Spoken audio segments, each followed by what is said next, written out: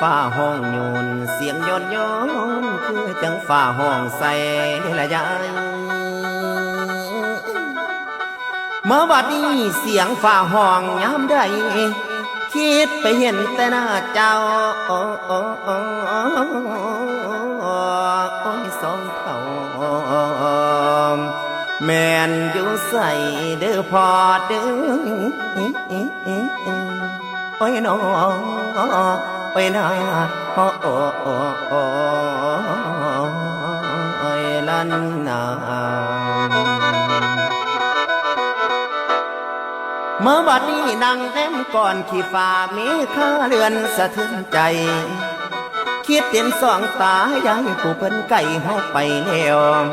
คิดย้ำใดก็เป็นแป้วมาซุ่มเซลความอุกอังน้ำตาพังอาบแก้มเน้มเห็นภาพดอกเก่าลังเห็นห้อยมือเพิ่นเด็ดสร้างมังกอยท้องสารสอนลูกหลานให้หวนทำเฮ็ดตามให้มันได้เองอย่าสิไปหัวลิ้นเห็นดีแต่ดำหูพ่อแม่บอกให้หูเที่ยวยำอยู่บ่เศร้าคิดพ่อคำพ่อแม่เว้าบัดเฮาใหญ่มีเดียงสาวแล้วจังได้มาควรคิดพิจารณาได้เองเก็บจำนำมาใส่จากแนมไปเห็นหูปองพ่อแม่สอนนั่นถูกต้องเพิ่นมองฟ้าว่าก่อนเขาคิดเห็นพ่อแม่เจ้าเรื่องเก่าๆยังจดจำอาชีพพาเฮาทำคือเฮ็ดนานั่นส่วนหัวบ่เคยกลัวความหายทำไปบ่ได้บนทนหันหลังใส่ฟ้าทั้งหน้าซองที่ดินโอ้ทั้งชีวิตบ่สิ้นต้องดิ้นต่อบ่รอดวงควงคาไทยน้อยนาบ่ปล่อยป่าเวลาว่างเอาความหวังบางเป็นป้ายเป็นหลักใส่ให้ก้าวผ่านเอาความหักเป็นตัวสารสร้างความฝันให้ลูกไว้บอกเคยได้อยู่สบายลูกพาหัวก็ได้หัว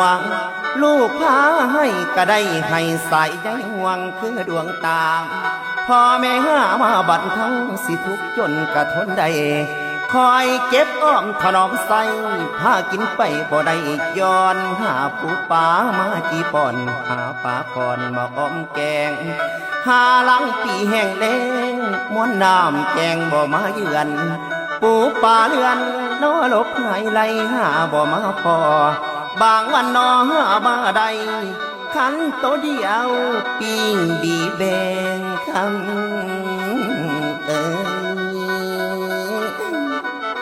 ลูกพ่อบ่บาเลี้ยงและเศร้าลูกกินเขาได้อิ่มกันจำใส่ปากผู้นั้นจำใส่ปากผู้นี้แล้วลูกที่หัวปีปลาย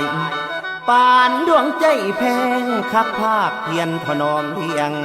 บ่เคยเที่ยงบ่เคยหายในหัวใจนั้นใส่ซองสอนลูกทำให้ถูกต้องอย่าไปของหมู่อบาย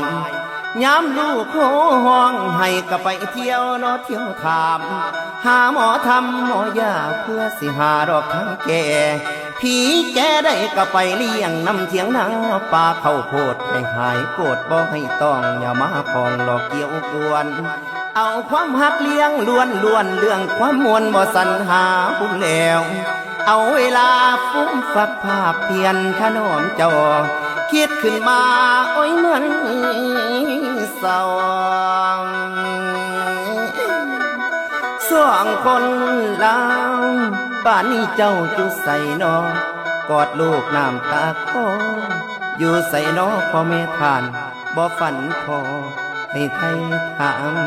อีแม่อีพ่อ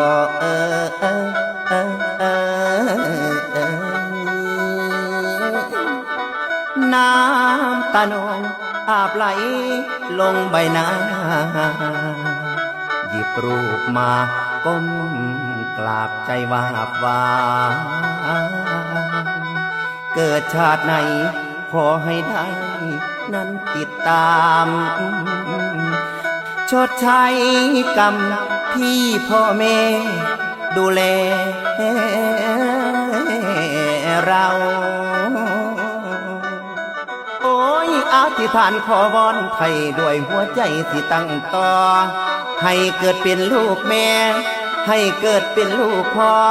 ได้ห่วมเฮือนห่วมบ้านดูแลทาน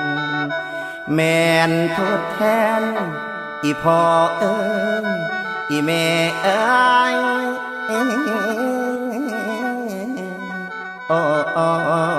โอ้นอนางเอ้